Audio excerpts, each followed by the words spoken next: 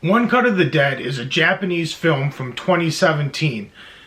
It's listed as a horror comedy zombie film. In ways it is, but not really. It's very hard to explain this film.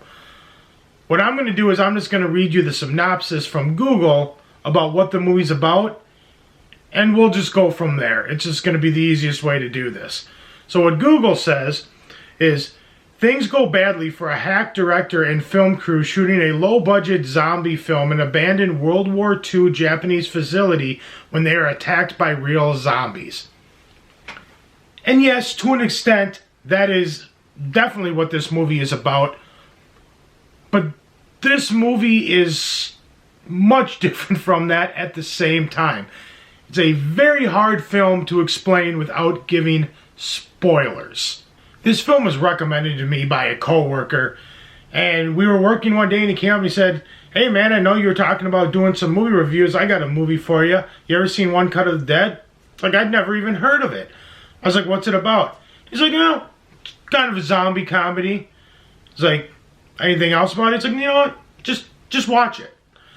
And that's exactly what I did. I went into this movie trying to be as spoiler-free as possible. I like to go in as blind as possible. And my biggest recommendation about the way to view this film is that exact way. Try to go into this film knowing as little about it as possible, and I think it's going to definitely be the most enjoyable and best way to experience it. Now, this movie starts off, the first 37 minutes of this film are just one take. No cuts at all. Which I heard actually took them about 6 tries to finally get it the way that they wanted it to look for this one cut, which is pretty impressive considering the film's only $25,000 budget, which is extremely impressive what they were able to do on that small of a budget. The first 37 minutes of this film, like I said, is one take. It's very gritty, it's very grindhouse, it's definitely very low budget, very bloody, gory, almost kind of just a mess, the first part, but very organized at the same time. So you're watching the opening of this movie, this first like 37-minute segment, and then all of a sudden you reach a point in the film where you think the film is over. You're like, okay, well, there's no way that was an hour and a half, because I knew going in this movie was an hour and a half long. I look at it, and sure enough, there was, about an hour left of the film, and it's kind of like, well, where are they going to go with this now? And then you realize what is actually going on, which you don't know for the first 37 minutes. You just think you're watching a regular, very, very low-budget zombie film. And once you realize what's actually going on, that's when the movie really starts to get fun.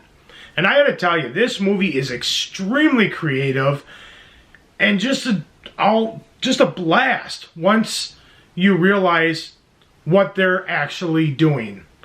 And that's what makes this film so much fun. And now once you start realizing where they're going with this film, you realize, okay, this film is great on multiple different levels. And then that's when you start to realize, okay, this movie's really not a zombie film. It is, but it isn't. It's a zombie film, it's a comedy, it works with horror. There are just multiple different levels that this film works on once you delve into it and you realize where they're going. Now, where this movie really shines is the last 35 to 40 minutes of the film, which is an absolute blast and absolutely hysterical. Now, it's hands down the funniest part about the film and definitely the best part of the film. Now, in the first 37-minute sequence that you see, there are things that are happening through the film that kind of seem like they don't really make sense or just seem out of place or just downright just kind of awkward and weird, like, okay, well, that's kind of weird. Yamete!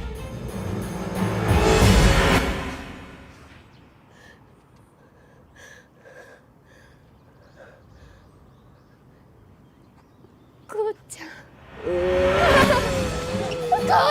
all that stuff that didn't make sense in that first 37-minute sequence, in the last like 35 to 40-minute sequence of the film, all that makes sense. And you realize what's going on, why things were done that way, why certain things that didn't make sense now make perfect sense. And they really do a great job of capturing everything up. Because when you first watch this film, like I remember thinking, okay, well, my buddy was right. You know, he raved about this movie quite a bit. And, you know, from this opening sequence, it's cool, but it's not really anything all that super fantastic. There's not much really here that I think to be raving that much about, till you see the whole movie. And then you see the whole movie, you see everything that's going on, you're like, okay, now I see why he praised this film so much. It's extremely original, at least for what I've seen as far as movies are concerned.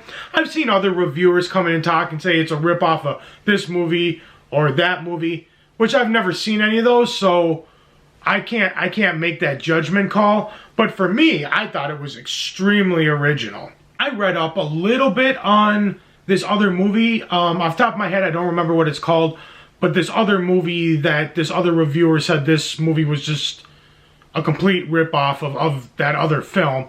I read up on it, and it kind of sounds to me like that film was just basically the same concept of just like a low-budget crew out shooting a zombie film, and a real zombie outbreak happens.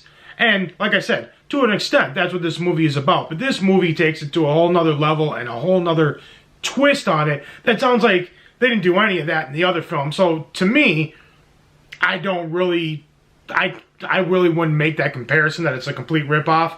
Hey, you can get the idea of a low-budget film with a zombie film, and then a real zombie attack or outbreak happens.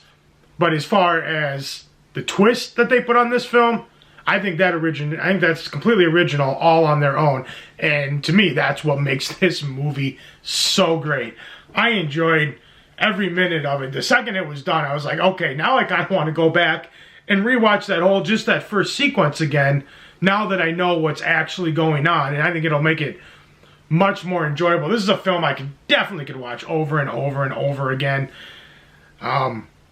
It's a lot of blast. It's an absolute blast. As long as you don't mind reading a few subtitles, which even people that don't really like reading subtitles, there's really not that many. And when there is, it's not a whole lot of reading. It doesn't really ruin the film at all, I didn't think. Yeah, and just try to go into this film completely as blind as possible. Spoiler-free is the best way to go. You could probably watch the trailer. The trailer doesn't really explain a whole lot of the actual twist, so you could watch the trailer. It probably wouldn't ruin anything.